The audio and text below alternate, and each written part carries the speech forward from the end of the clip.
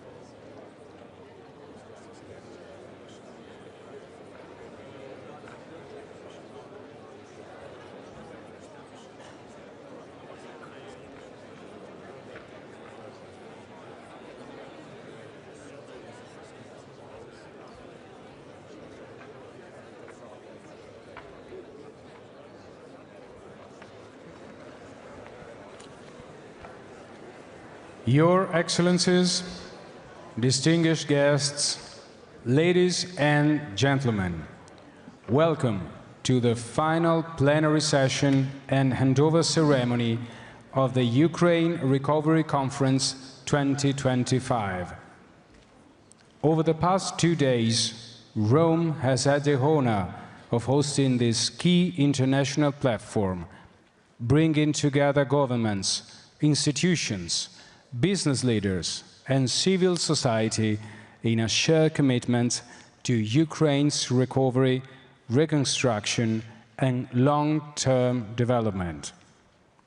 Today's ceremony marks the official conclusion of the 2025 edition and the symbolic transition to next year's event.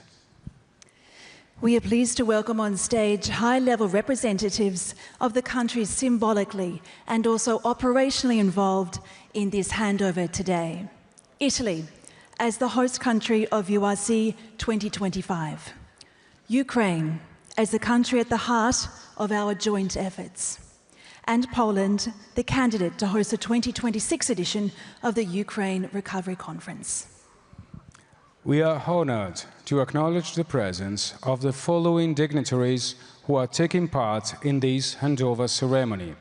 The Honorable Edmondo Cirielli, Deputy Minister of Foreign Affairs and International Cooperation.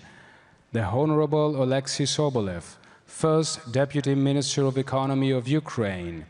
The Honorable Paweł Kowal, Chairman of the Foreign Affairs Committee of the Polish Parliament and President of the Council for Cooperation with Ukraine. Let us now hear closing remarks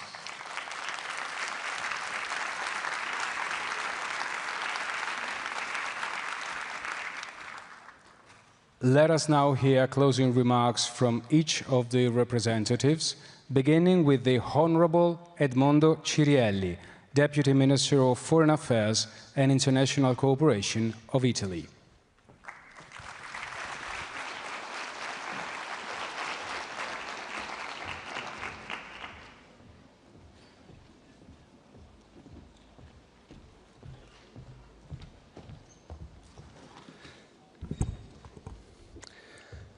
Mr. First Deputy Minister Sobolev, President Kowal, authorities, delegates and guests, I'm particularly glad to speak on behalf of the Italian government at the closing of this conference for the reconstruction of Ukraine.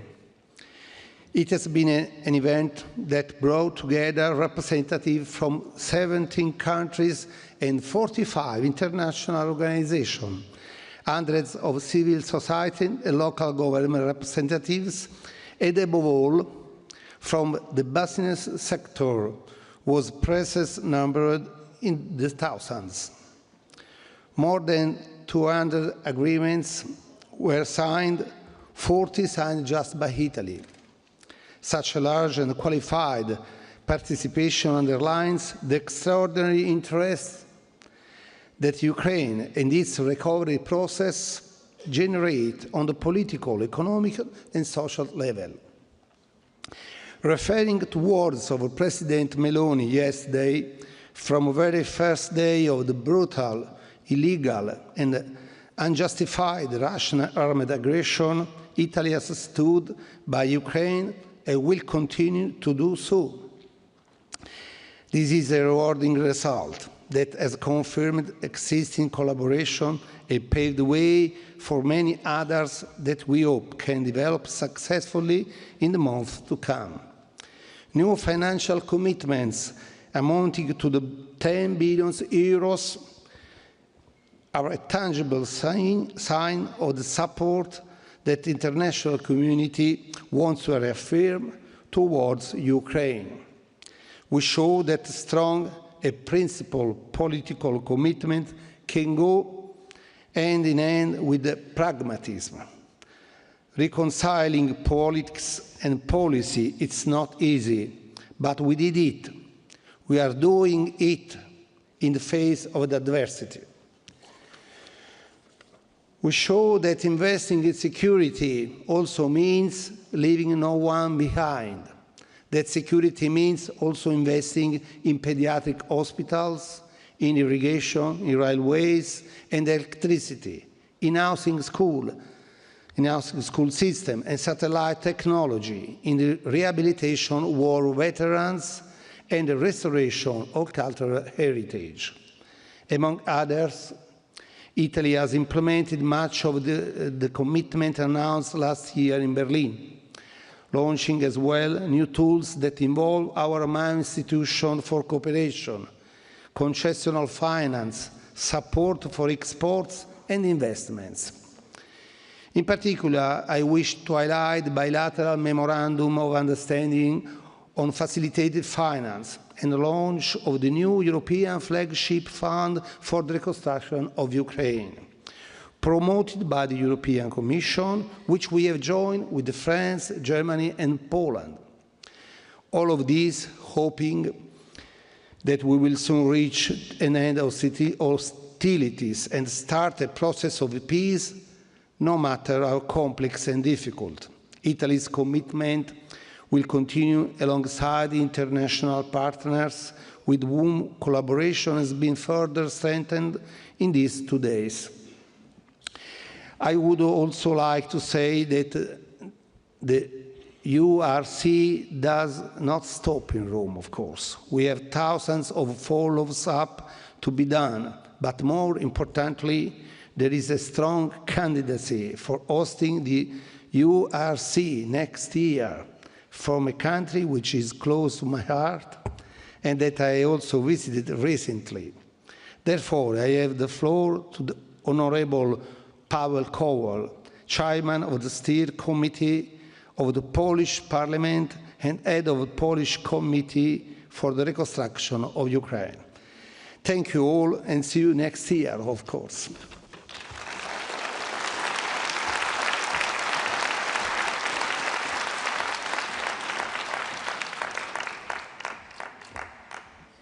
Thank you, Deputy Minister.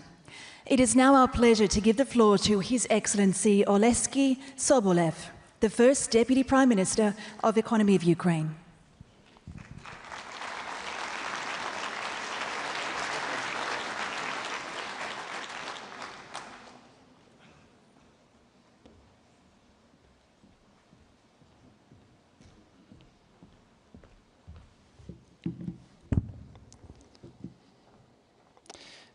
Dear Edmondo Cirelli, dear Honorable Paweł Kowal, ladies and gentlemen, thank you very much for being here, for being with us for the last 3 days. So 2 days of the conference, but I know many of you have been working here extensively during the previous day. Let me sincerely thank our Italian hosts for organizing this year's conference and all our friends and partners for the active participation. And I'd like to give a huge thanks to the team of Davide Cecilia, who helped to execute the conference despite everything, and there was a lot of everything. And I also would like to thank the teams of the Ministry of Economy of Ukraine, led by Maria Zakharenko, and team of MFA, led by Kira Spiridonova, for their great work in helping us to be here. Thank you. Thank you. URC 2025 has brought together over 6,000 participants from 70 countries across the world and 43 international organizations, plus many more contributing to making the event possible. And we're looking forward for final figures that will reflect the full scale of just joint effort, but we already can say that this is the largest and the most productive URC event held. This is fact.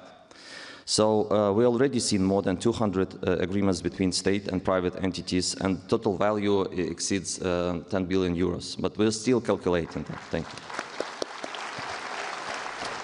So among some of the key highlights is the strong continued support from the European Union. And the EU has announced a new 2.3 billion package of agreements under the Ukraine investment framework.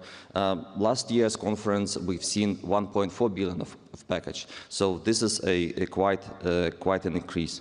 The second is that we'd like to highlight is this European flagship fund for the reconstruction of Ukraine by European Commission and Italy and Poland and France and Germany with other IFIs, European Investment Bank together, and 1 billion for macro-financial assistance package for Ukraine. That shows continued European commitment and shows our progress as a future European member.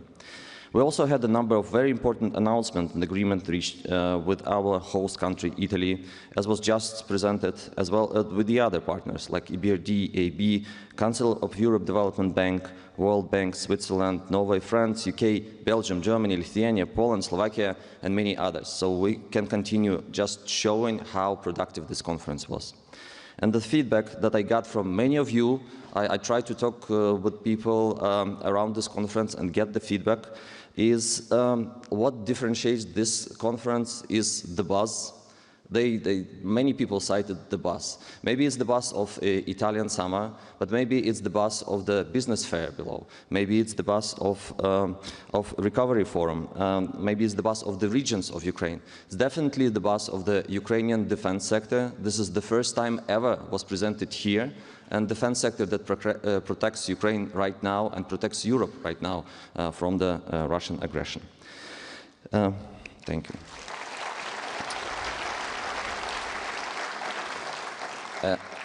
I'd like to also point that many people highlighted the more extensive presence of our US partners here. And I think during this point in time, this is also very present and sends a really great signal. And this is a powerful signal of trust in Ukraine and our shared recovery agenda. So closing this year's conference, I can assure you we're already starting preparation for the next URC, and as was just said, following up on the many agreements and commitments. I think you and your organizations are trying to do that as well, aiming at making it even more productive next year than this one.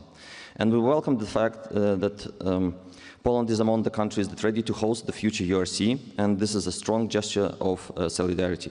So thank you once again. Slava Ukraini. See you next year. Thank you.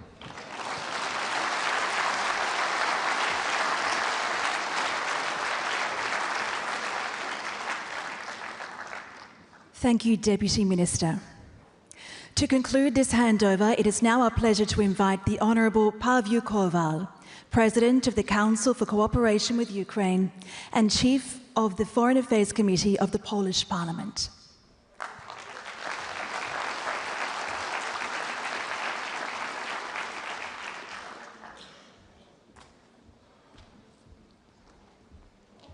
Colleagues, ladies and gentlemen,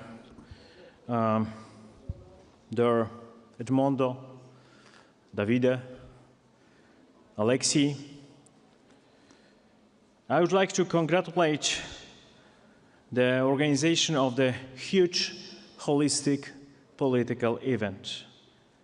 I would like to congratulate you, especially the serious political impact of this year's URC conference.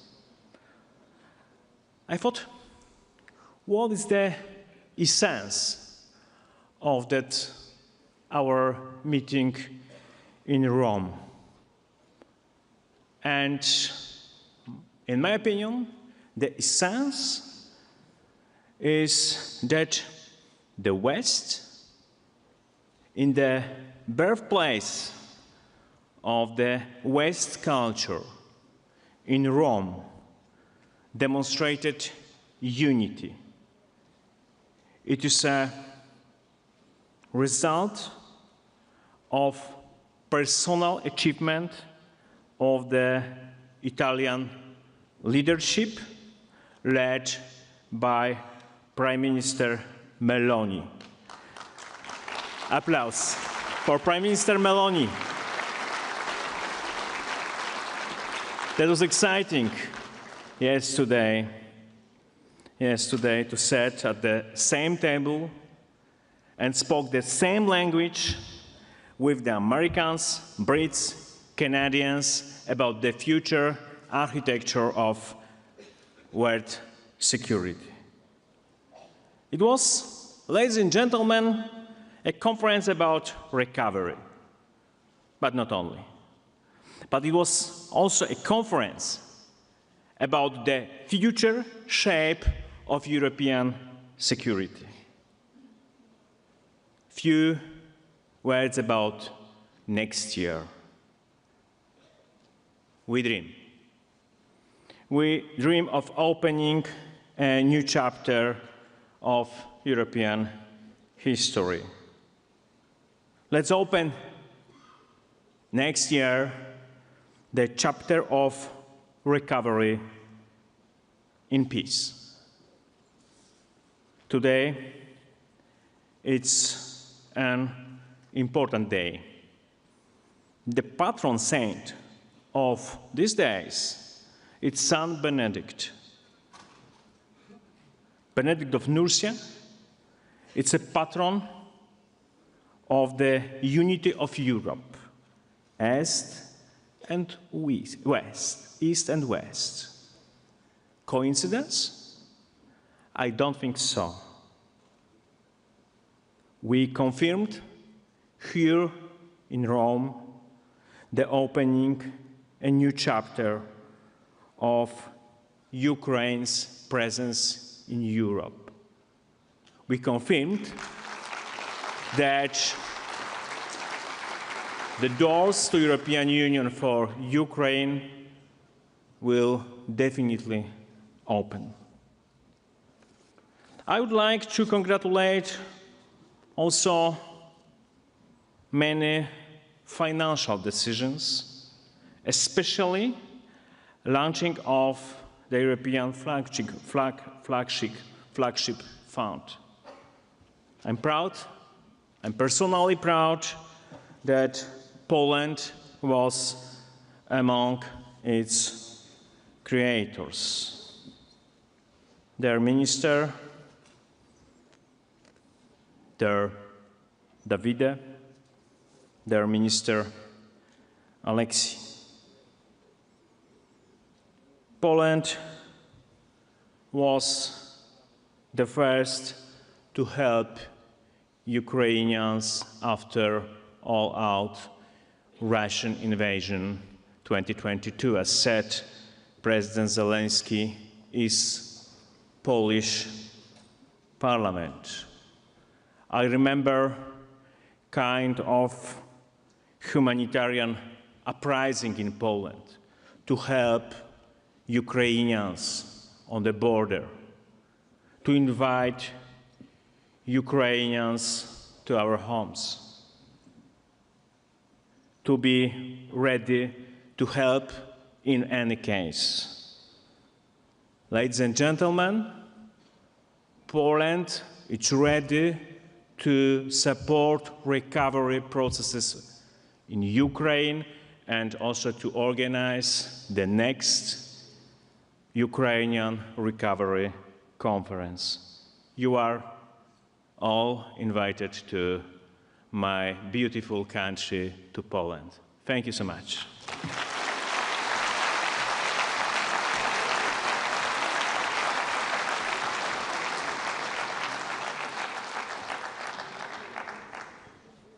Thank you, Honorable Kowal. With these final remarks, the final plenary session and handover ceremony is over. With this handover, though, the journey continues. We now pass the torch to next year's edition, confident that the Ukraine Recovery Conference 2026 will build on the foundations laid here in Rome, with renewed energy and collective resolve. Thank you to all the speakers for their words of commitment, partnership, and vision, and to all of you for being with us and for your unwavering support to Ukraine's recovery. Grazie.